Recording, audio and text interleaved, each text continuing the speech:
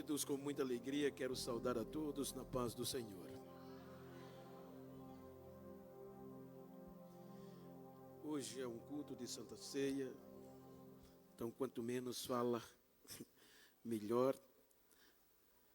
Mas como há uma proposta sobre os privilégios da salvação,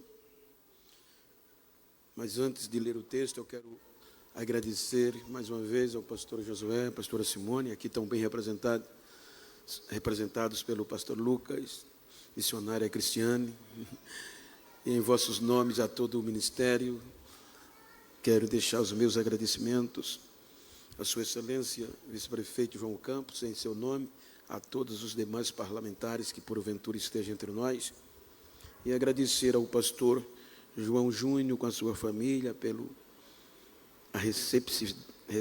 pela recepção e a locomoção. Eu quero ler um texto para falar-lhes do nosso privilégio. Efésios capítulo 2, versículos 11, 12, 13, 16 e 19. O texto: portanto, lembrai-vos que vós, no outro tempo, erais gentios na carne, e chamados incircuncisão pelos que na carne se chamam circuncisão, feita pela mão dos homens. Versículo 12 e 13. Que naquele tempo estavas sem Cristo, separados da comunidade de Israel, e estranhos às alianças da promessa, não tendo esperança e sem Deus no mundo.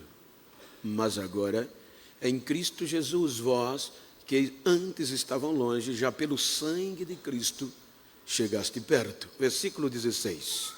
E pela cruz, reconciliam ambos com Deus em um corpo, matando com ela as inimizades. Versículo 19. Assim que já não sois estrangeiros, nem forasteiros, mas concidadãos dos santos e da família de Deus. Amém? Queridos, quando nós lemos o texto, Paulo está escrevendo esta carta para os gentios que estavam na Ásia Menor, sobretudo na igreja de Éfeso. Paulo instituiu esta igreja na sua terceira viagem missionária, e com o passar do tempo, parece que houve um esquecimento dos privilégios, e ele escreve trazendo à memória aos irmãos os privilégios que os gentios receberam. A epígrafe deste texto, ela fala na salvação dos judeus e dos gentios. Quando nós falamos de judeus, nós estamos falando do povo oriundo de uma salvação por meio de Abraão. E quando falamos de gentios, estamos falando de todos os outros povos que não vêm das entranhas nem do sangue de Abraão, considerados incircuncisos, imundos, estrangeiros, forasteiros, descartados de todas as alianças e promessas que só os judeus tinham direito. Então quero pedir a vossa paciência para rapidamente falar-lhes deste privilégio. Quando nós lemos o livro do Gênesis, que é o princípio da nossa história, capítulo 1, versículo 26, a Bíblia diz que Deus nos fez de forma perfeita. O ser humano foi criado por Deus para viver eternamente em um contexto de adoração. Disse Deus, plural, façamos o homem à nossa imagem, conforme a nossa semelhança, e depois a coragem e a ousadia, que ele domine sobre os peixes do mar, sobre as aves do céu e sobre o gado, e sobre toda a terra, e sobre todo réptil que se move sobre a terra. Então o privilégio já veio na criação. Deus dá o direito de livre acesso ao homem, a ele, além disso, dominar sobre tudo o que ele criou. Quando nós observamos o capítulo 33 do livro de Jó, versículo 4, no discurso de Eliú, ele diz como nós fomos feitos. O Espírito Santo pega a terra e ele diz: o Espírito de Deus me fez, uma pausa maior, ponto, vírgula. Então, diz alguns escritores que o Espírito Santo nos deu a forma que nós temos como seres humanos, foi o Espírito de Deus que fez. E quando ele o fez, ele nos fez tão perfeitos que disse: eu morarei nele, farei morada nele. Aí o Todo-Poderoso vem, sopra nas nossas narinas e o homem se torna alma vivente. Então agora tem um ser racional, tem um ser com livre-arbítrio, o pastor Fabiano, tem um ser único, dotado de domínio sobre tudo, com relacionamento aberto com Deus. Então vem o capítulo 2 do Gênesis, pastor Charles, versículo 28, versículo 8, Gênesis, capítulo 2, versículo 8, implantou o Senhor Deus um jardim no Éden, do lado oriental, e pôs ali o homem que tinha formado. Então, em um contexto geográfico, um lugar específico que podemos denominar de lugar de relacionamento. Igreja começa aqui. Então, Deus põe o homem, o ser humano, para viver, para cuidar, e aí começa o relacionamento. É aqui que a Bíblia diz que uma vez por dia Deus descia no jardim e o ser humano o adorava. Então vem o capítulo 3 do Gênesis, a serpente entra no jardim, no Éden, e dialoga com Eva, e aí vem a contaminação. É aqui que o texto de Romanos, capítulo 5, Paulo diz que pelo homem entra o pecado. O capítulo 3 mostra que agora a consequência do erro do ser humano de pecar, desobedecer os princípios de Deus, vem a separação. O homem, o ser humano, perde o relacionamento, perde a intimidade, distanciado, afastado, expulso, destituído é da presença de Deus. Então, o Éden é fechado com a proteção de uma espada de fogo e, obviamente, os querubins guardavam as entradas do Éden para este ser humano, que foi criado com tantos privilégios, mas perdeu e não tem direito de reaver sem uma redenção. Capítulo 4 do Gênesis vem a consequência do erro, o primeiro homicídio. Caim mata Abel, estrago dentro da própria família.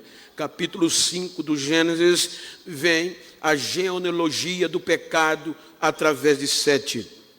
Capítulo 6 do Gênesis, degradação geral do gênero humano. Agora já não é um casal, já é uma geração degradada pelo pecado que entrou pelo homem. Então vem o juízo de Deus, porque Deus sonda e o coração de todos os seres humanos é má, ou são más dentro da sua criação. Então Deus traz a sentença, destruição cabal, mas poupa 8 almas para preservar o ser humano. Capítulo 7, devastação, dilúvio. Capítulo 8, o recomeço. Deus tira os 8 almas preservadas e dá a chance de recomeçar. Capítulo 9, versículo 1 e 2, Deus devolve o privilégio. E capítulo 9 do Gênesis 1 e 2, veja o que Deus faz. O privilégio é devolvido. E abençoou Deus a Noé e a seus filhos e disse-lhes: frutificai, multiplicai-vos e enchei a terra. E o temor de vós e o pavor de vós virão sobre todo o animal da terra, sobre toda a ave dos céus, tudo o que se move sobre a terra e todos os peixes do mar nas vossas mãos os entregue. Ou seja, Deus devolve o privilégio do início ao recomeço do ser humano. Capítulo 10 do Gênesis, origem dos povos, baseado em Sem, Cã e Jafé. Então a ordem era frutificar, encher a terra. Portanto, capítulo 11, decepção. Eles querem se proteger de Deus e desobedecem a ordem de encher a terra.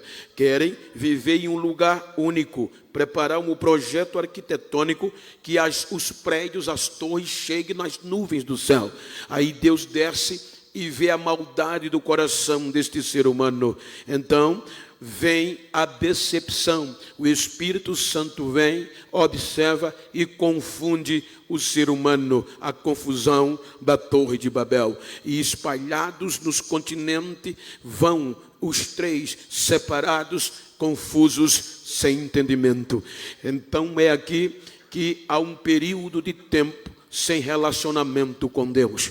Vejam que desde a queda, da entrada do pecado por um homem, não há culto coletivo, não há uma igreja sólida e permanente e não há relacionamento com Deus. Aí entra aonde Paulo menciona, Deus, por meio de Abraão, vem a salvação dos judeus. Deus, capítulo 12 do Gênesis, chama Abraão para um projeto de adoração, um projeto espiritual, para que por meio deste projeto, Deus ia atrair a terra. Gênesis capítulo 12, versículo 3. O objetivo, disse Deus, e abençoarei os que te abençoarem, e amaldiçoarei os que te amaldiçoarem, e em ti serão benditas todas as famílias da terra. Então veja o que Deus faz. Deus, quando nós vamos para o capítulo 15 do Gênesis, versículo 13, disse Deus a Abraão, veja, então disse Deus a Abraão, saibas de certo que peregrina será a tua descendência em terra alheia, e será reduzida à escravidão, e será afligida por 400 anos. Quando nós vamos para Gênesis 40,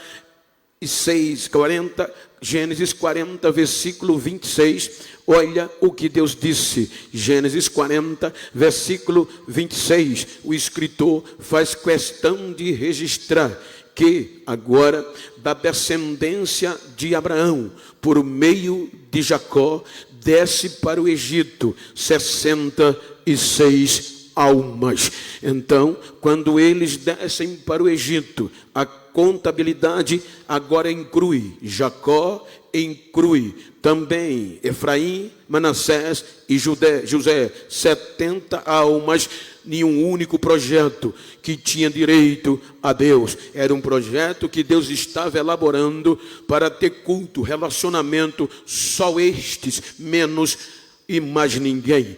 Todos os outros gentios, descartados, escravos, estrangeiros, sem direito de filho, porque escravo não tem direitos. Quando nós chegamos no Gênesis, capítulo 50, vem a morte dos patriarcas. Então, cerca de 400 anos se passam, e esta geração de judeus aparece no Egito, sem relacionamento, a cultura totalmente egípcia e, obviamente, dentro do conceito natural. É aqui que vai entrar a cruz e o sangue, pelo sangue e pela cruz. Quando nós analisamos a história, veja que Deus agora, por meio de Moisés, vai tirar o povo do Egito. E quando, em síntese, o sangue é a primeira coisa. Dentro do contexto coletivo, a cruz está incluída. Por quê? Eu fiz alguns cursos arqueológicos no Cairo e estudei com arqueólogo de 30 anos de arqueologia nativo do Egito. E, obviamente, o curso me ensinou que a cruz era a ênfase dos egípcios, aonde o projeto se desencadeou.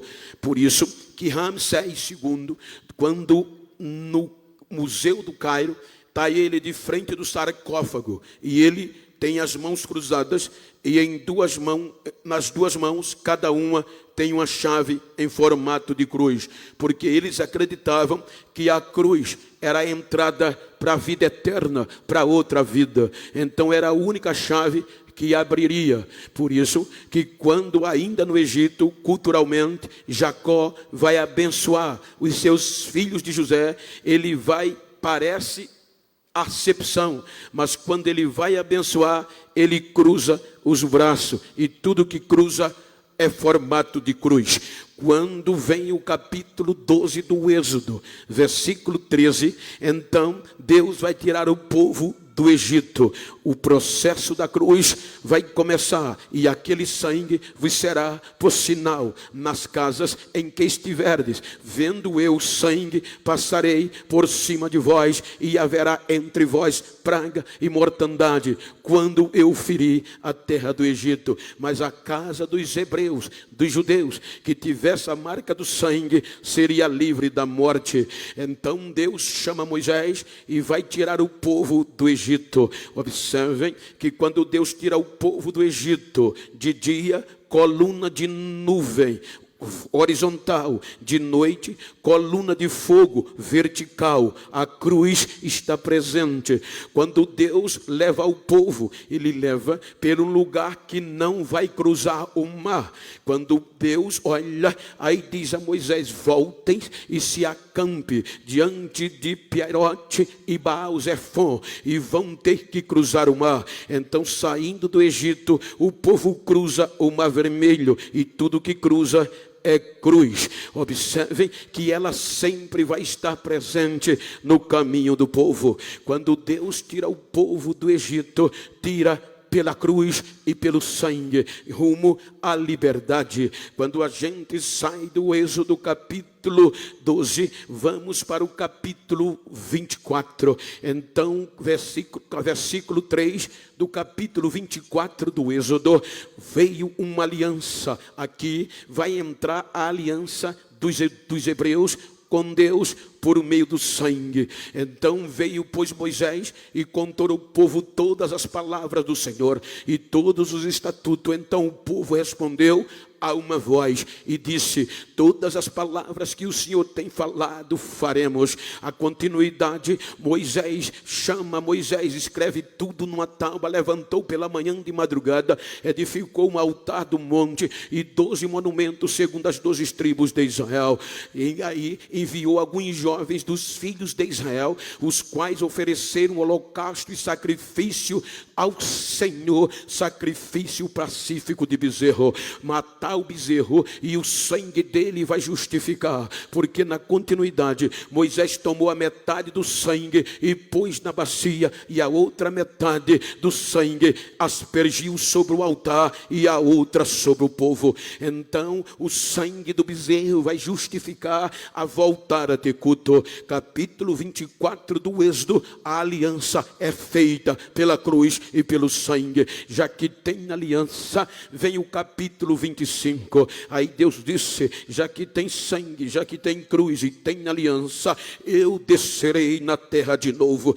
Desde o capítulo 3 do Gênesis não havia este privilégio. Aí Deus vem, e agora vindo Deus, capítulo 25 do Êxodo, vai instituir um lugar geográfico de novo, que o dilúvio destruiu o Éden, o tabernáculo, lugar móvel, aonde os judeus, os hebreus iam, armava o tabernáculo. Capítulo 40, 15 capítulo depois, versículo 33 do Êxodo, 40, 33, levantou também o paito ao redor do tabernáculo e do altar, e pendurou a cortina da porta. Assim Moisés acabou a obra. Quando acaba, vem o culto, e então o culto é feito, sangue de bezerro, louvor e adoração. A nuvem cobriu a tenda da congregação, e a glória do Senhor encheu o tabernáculo, e forma que nem Moisés podia entrar na tenda, porque a glória do Senhor encheu o lugar.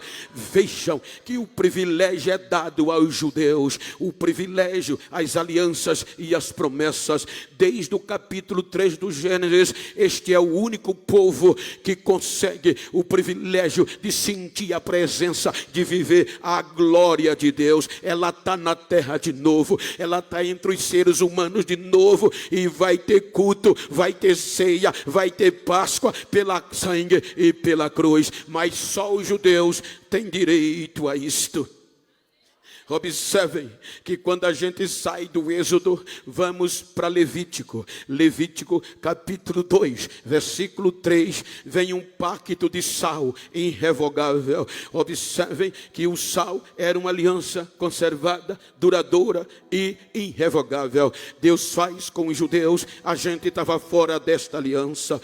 Quando nós vamos para Número, esta geração decepciona. Número 14 vai dizer que eles têm medo dos gigantes. Aí é onde entra o Evangelho de Mateus, capítulo 1, versículo 17. Olha o investimento que Deus fez na salvação dos judeus. Ele diz: de sorte que, ora, todas as gerações, desde Abraão até Davi, são 14 gerações. De Davi até a deportação para a Babilônia, 14 gerações. E desde a deportação da Babilônia até Cristo, mas 14 gerações, 42 gerações. Então as 14 primeiras decepciona, eles têm medo do gigante. Aí Deus diz que não vai levá-los à terra prometida. Então qual era o propósito de Deus? Atrair as nações por meio deste povo judeu. Por isso que Isaías profetiza lá na frente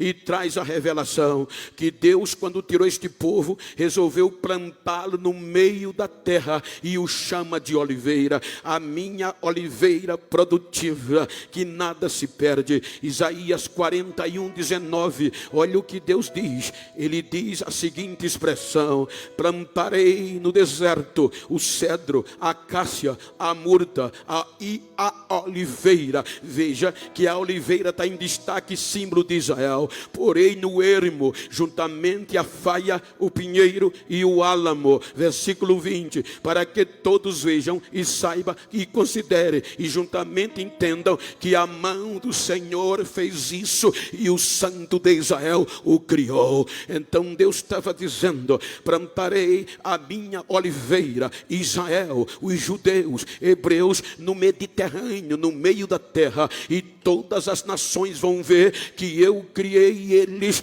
e por meio dele todos chegarão a mim. Então veja que eles decepcionam. No capítulo 14 de Número, aí vem Deuteronômio. Deuteronômio quer dizer segunda lei, segunda chance. Vem uma nova geração de 20 anos para baixo que saiu do Egito. Ela entra na terra prometida. Vem Josué capítulo 4, versículo 6. Deus faz um memorial para que seja por sinal entre vós, e quando os vossos filhos no futuro perguntarem dizendo: o que significam estas pedras? Aí disse Deus: então lhes direi que as águas do Jordão se separaram diante da arca da aliança, passando ela pelo Jordão. Separaram-se as águas do Jordão. Assim estas palavras serão para sempre memorial aos filhos de Israel. Quando Deus abre o Jordão, vem 12 pedras em síntese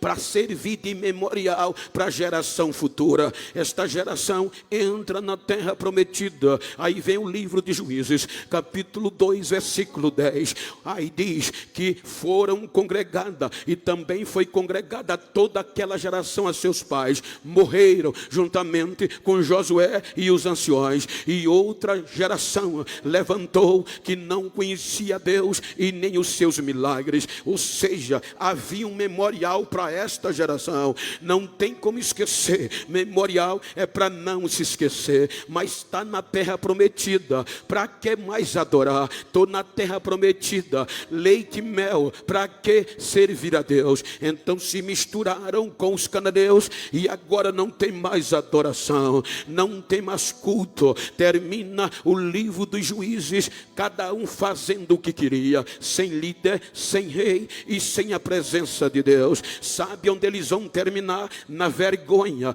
1 Samuel capítulo 4 versículo 22. Qual era o hino que eles cantavam? E eles diziam: de Israel a glória é levada presa, pois é tomada a arca de Deus. Aí diz Mateus: de Abraão vem Isaac, de Isaac vem Jacó, de Jacó vem Judá, de Judá vem Perez, de Perez vem Esrom, de Esrom vem Arão, de Arão Aminadab, de Aminadab Naasson, de Naasson Salmão, Salmão Boaz, de Boaz Obed, de Obed a Jessé. 14 gerações perderam o privilégio da presença de Deus. Aí Deus não desiste, investe de novo nos judeus. Aí diz Mateus que Deus chama a geração de Davi. Davi traz a presença, o privilégio de volta, e Deus acredita. Salomão traz o essencial para Deus habitar agora de vez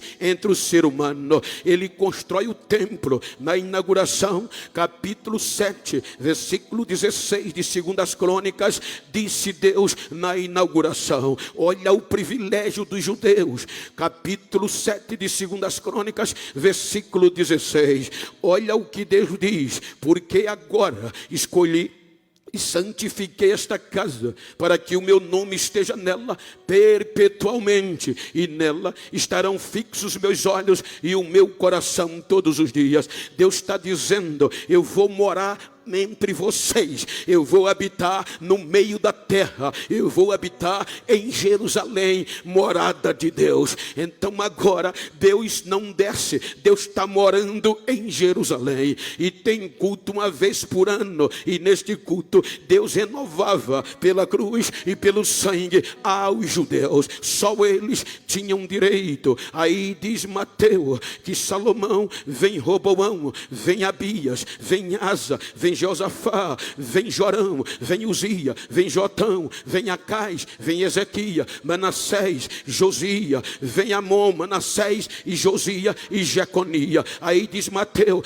que de Davi até o cativeiro, mais 14 gerações. E como é que ela termina? O pecado vem, e Jeremias 52:13 traz o lamento. Jeremias 52:13, ele diz, 52:13, e Nabuzaradã, os caldeus entraram em Jerusalém e queimaram o único lugar de adoração.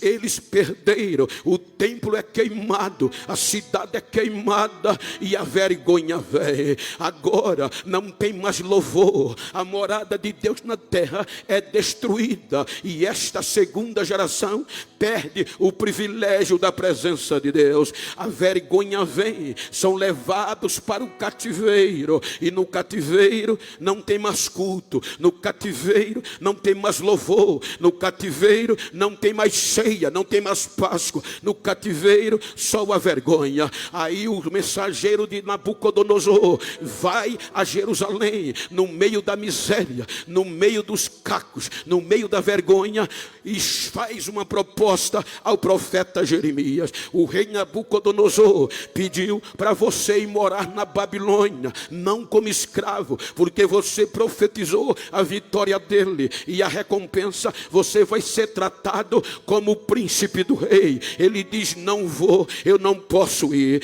Mas os mensageiros disseram: o que é que vai fazer aqui? Só tem vergonha, só tem monturo, só tem mato, só tem raposa, só tem chacais. Jeremias diz: eu vou continuar pregando em meio a tudo isso. Mas vai pregar o quê? Miséria? Não, vou pregar que ainda há esperança, ainda vai ter culto e ainda vai ter adoração neste lugar.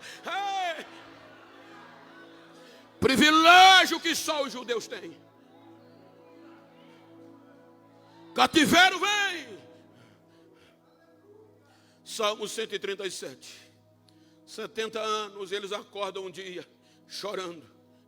E qual era o motivo do choro? Lembrando dos cultos, dos privilégios perdidos. Vão para a beira do rio, porque eles não cantavam e nem adoravam fora de Jerusalém. O Salmo 137 diz que eles choravam. E qual era o motivo do choro? Lembrando de Sião, lembrando de Jerusalém. Vão para a beira do rio, e o soldado chega pedindo que eles cantem um hino. E eles dizem: não podemos cantar. Estamos fora de Jerusalém, mas não tem como resistir. Aí o Salmo 138, veja que ele diz, eles tomam a decisão: mesmo fora vamos cantar. Ah, Jerusalém, eu não posso esquecer de ti. Eu vou te louvar, eu vou te louvar, Senhor, mesmo fora das fronteiras. Esqueça a minha mão direita da minha esquerda. Salmo 137. Veja que ele vai usar as duas mãos para tocar o instrumento. Aí ele disse: não, a minha mão esquerda se esqueça da direita, e a minha língua apegue-se ao céu da boca, se eu não entoar louvor. Aí no Salmo 138, eles já estão dizendo: a ti, Senhor, a ti, só a ti entoaremos louvores na presença dos nossos inimigos, dos deuses inimigos, de todo o coração, mas só a ti nós vamos te adorar, nós vamos adorar, não vamos esquecer do nosso privilégio. Quando eles adoram, aí Deus vai no meio do rio e chama Ezequiel. Ezequiel 37, 16 por diante. Aí Deus diz: filho do homem, pega um pedaço de madeira, filho do homem. Corta um pedaço de madeira e escreve nele. 37, 16 por diante. Escreve: tu, pois, ó filho do homem, pega um pedaço de madeira e escreve nele por Judá, pelos filhos de Israel, seus companheiros. E toma outro pedaço de madeira e escreve nele por José, vara de Efraim, e por toda a casa de Israel, seus companheiros. E junta um no outro. Se eu corto um pedaço de madeira, escrevo José, Efraim por José. Corto o outro, Judá por Judá, e junta, cruz. E começa a andar com este pedaço de madeira e junta um no outro. E quando os teus irmãos te questionar, tu não vai nos explicar o que significa isto, você vai dizer: assim diz o Senhor. Quando os filhos de Israel, teu povo, dizendo: porventura não nos declararei o que significa essas coisas, tu lhes dirás: assim diz o Senhor Deus, eis que eu tomarei a vara de José que esteve na mão de Efraim e das tribos de Israel, suas companheiras, e ajuntarei a vara de Judá, e farei delas uma só vara, e eles farão uma só vara na minha mão. Só a unidade da cruz vai trazê-los de volta, porque eles foram separados. Então a cruz vai uni-los e trazê-los de volta para Sião. Eles voltam, mas não são mais os mesmos. Recomeçam com a proposta. Perderam a arca na queimação do templo. E volta sem reis, sem arca, e não consegue se restabelecer. Aí Deus usa Ageu para dizer: eu tenho uma aliança com vocês quando eu tirei vocês da casa do Egito. E por causa desta aliança, eu vou estar no meio de vós. Vou fazer as nações se estremecerem, porque meu é o ouro e minha é prata. E recomecem que a glória da segunda casa vai ser maior do que a da primeira. Vai ser melhor do que quando era. Recomeçaram, mas não foram mais os mesmos. Vem o período do silêncio. E eles não eram mais os mesmos. Tinha o templo de Herodes, mas não tinha culto espiritual. Aí é aqui que Paulo fala do segundo Adão. Pelo pecado, pelo homem, o pecado entrou. E o pecado trouxe a morte. Mas por outro homem, O pecado foi vencido e ele trouxe a vida.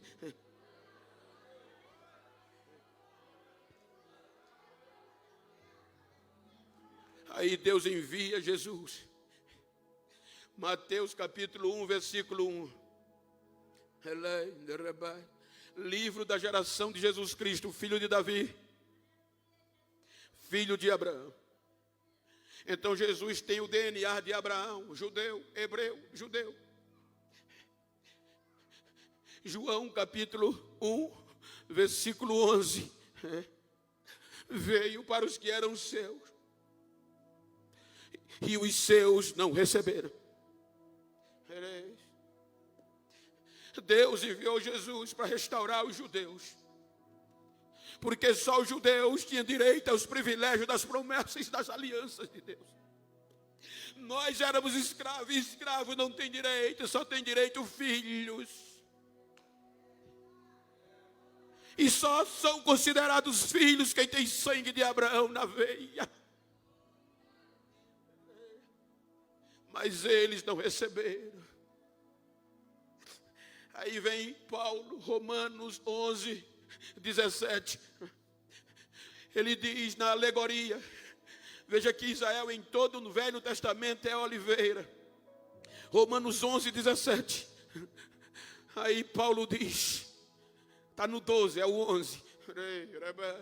E se alguns dos ramos foram quebrados, e tu, sendo oliveira brava, zambujeiro,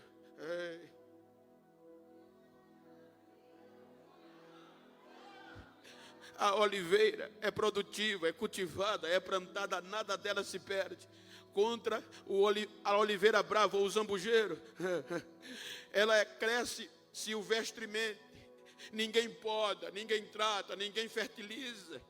Ela não dá fruto, e quando dá é pequeno, não presta para nada. Só que agora os judeus rejeitaram a justiça de Deus. A oliveira, os ramos originais, não valorizaram a seiva e abandonaram. Quando eles rejeitaram, aí Deus olha para os gentios.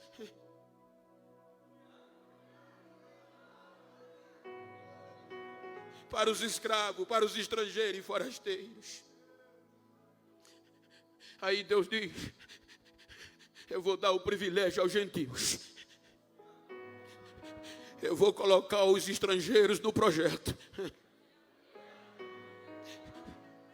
Mas aí vem a natureza, Romanos 11, 24, e vota contra. A natureza que podia fazer o enxerto, porque se tu foste cortado do natural zambujeiro bravo, e contra a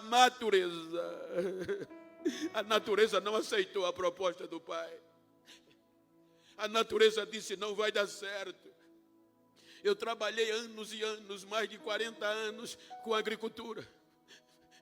E o enxerto não é para produzir, o enxerto é para reproduzir e multiplicar. Se você tem uma árvore que produz, mas por algum motivo parou de produzir, você, como agricultor, nunca vai pegar uma árvore improdutiva e enxertar nela, mesmo que tenha a mesma sequência. Por quê? Não vai dar certo. Você vai pegar uma árvore produtiva e vai enxertar nela da mesma espécie. Para quê? Para que ela continue reproduzindo e multiplicando. Então, o que é que Deus quer fazer? Quer pegar uma improdutiva, uma que não presta, e colocar no lugar da que produzia. Aí a natureza disse, não vai dar certo, isso é loucura, porque nenhum agricultor inteligente faz isso. Aí Deus diz, vou fazer.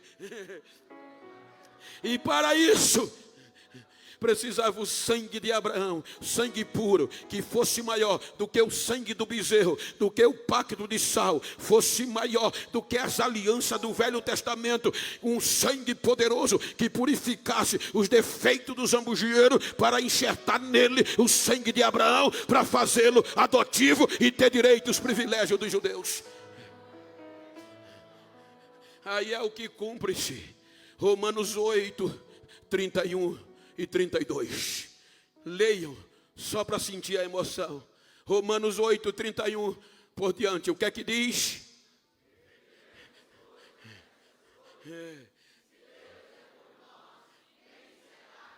Aquele que nem mesmo antes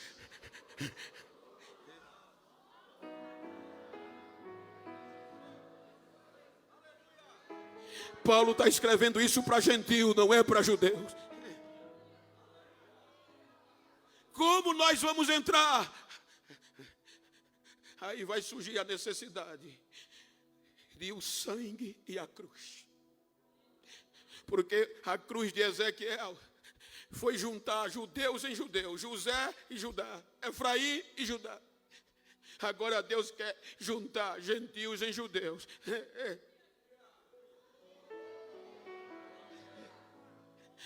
O sangue do Antigo Testamento não resolvia nem a cruz de Ezequiel. Aí ele não poupa nem o seu filho, entrega por todos nós. O chicote romano dilacerar o seu corpo.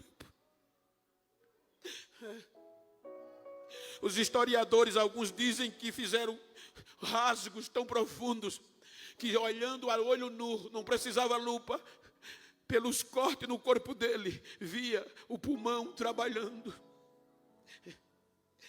Humilhado, coroa de espinho rasgando o seu couro cabeludo. Os grampos romperam o tecido do seu corpo. E agora vai carregar uma cruz. E naquela cruz não estava escrito José, Efraim por José, nem Judá por Judá. Estava escrito: gentil vai ser juntado aos judeus, vai ter os mesmos privilégios, judeu e gentil.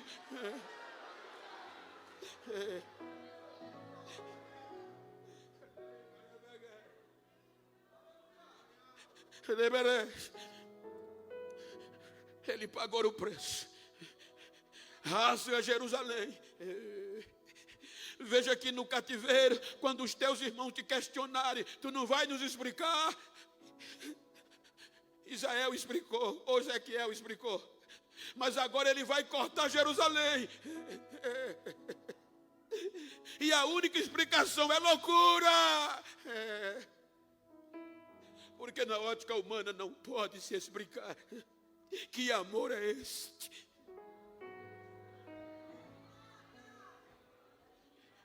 Três horas da tarde, meio-dia ele já está crucificado. 3 horas da tarde, vem o grito da nossa liberdade. Em todo o Velho Testamento, o sangue do novilho, as alianças e a lei dava direito à liberdade. No 50º ano, o ano do jubileu, que está relacionado com cordeiro, carneiro ou trazer de volta no original. Então, depois de 7 semanas, no 50º ano, o escravo era livre. O mensageiro pegava a trombeta, subia no mais alto monte e tocava a trombeta do alto, e aquele toque dizia: aonde tiver escravo vai voltar a ser livre, a terra vai voltar a ser livre. Era o ano da liberdade. Agora, pelo sangue e pela cruz, ele está no lugar mais alto do Gólgota, e no lugar mais alto de todo Jerusalém dava para ver, como ainda o dá. Então no alto da cruz ele grita, a trombeta toca: Pai, tetelestai, está feito, está consumado, está pago. Os gentios agora podem entrar no privilégio. Eu paguei, a trombeta toca no alto e a salvação para os gentios é proclamada. Livres, não são mais escravos, livres pelo sangue e pela cruz. É isso que a gente vai celebrar hoje. Aí depois daqui, eu li ontem à noite, mas só para dar vida, peço que você leia comigo de forma audível. Coloca aí Romanos, capítulo 8, versículo 14 ao 17. Depois daqui, isso é gentil. Paulo está escrevendo para os gentios. 1, 2, 3, toda a igreja. Era Paulo dizendo a gentios. Porque o espírito de escravo, para outra vez estar em temor, pelo qual meu Pai, versículo 16, que somos, e se somos filhos, versículo 17, e se nós somos logo herdeiro também, verdadeiramente herdeiro de Deus e co-herdeiro de Cristo, se é certo que com Ele padecemos, para que também com Ele sejamos glorificados. Versículo 18, ora, porque para mim tenho por certo que as aflições deste tempo presente não são para comparar com a glória que há de ser em nós revelada. Ai, ser maior, você agora é filho. Bata no peito e diga: não sou mais escravo. Você há como filho. O escravo não tem direito, mas o filho tem. Então você tem direito de ser cheio, de ser batizado, de ser curado, de ceiar. Você é herdeiro, você é filho.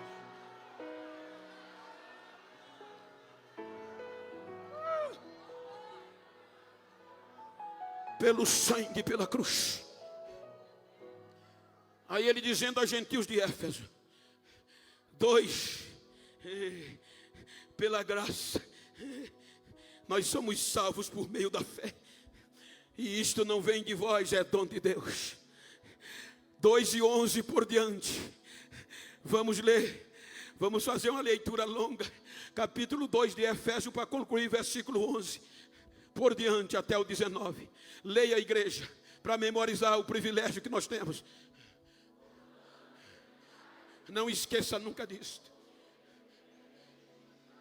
Éramos gentios na carne, chamado incircunciso pelos judeus. Nós estávamos no mundo, versículo 12, separados, estranhos às alianças da promessa e sem esperança.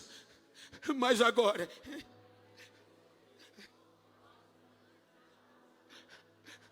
já pelo sangue de Cristo, chegamos perto, porque Ele é a nossa paz, o qual de ambos povos fez um, e derrubando a parede da separação que estava no meio, na sua carne desfez a inimizade, isto é, a lei dos mandamentos, que consistia em ordenança, para criar em si mesmo dos dois um homem, um novo homem, fazendo a paz, e pela cruz reconciliar tanto judeu como gentil com Deus em um corpo, matando com ela as inimizades. E vindo, ele evangelizou a paz e a vós que estava longe e aos que estava perto, porque por ele ambos temos acesso ao Pai no mesmo Espírito. Versículo 19, assim que nós já não somos estrangeiro nem forasteiro, mas somos cidadão dos santos, da família de Deus, somos família de Deus. Agora o céu nos aguarda.